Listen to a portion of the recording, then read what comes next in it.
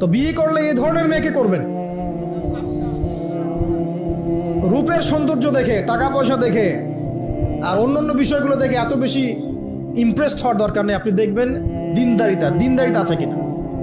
এবং দিনদারিতা কিন্তু শুধু বোরখার মধ্যেই থাকে না। আপনাকে কথা বলে প্রশ্ন উত্তরের মাধ্যমে পাত্রী দেখার সময় এগুলো যাচ করতে হবে। আপনাকে ওর মাকে দেখতে হবে, তার মা কেমন, কোন মায়ের সন্তান সে, তার মায়ের আকীদা কেমন, তার মা কেমনে চলাফেরা করে, ওর নানি কেমন, ওর পরিবারের সদস্যরা কেমন, এগুলো দেখে মেয়ে চুজ করবেন। এই যে নসিহতগুলো করছি, যারা আনম্যারিড, তোমার জন্য এগুলো শোনার চেয়ে বেশি দামি। কারণ এই ডিসিশনটা এত গুরুত্বপূর্ণ যে জীবনে যদি এটাতে ভুল করে ফেলেন কখনো, সারাটা জীবন আপনাকে এই বোঝা টানতে হবে।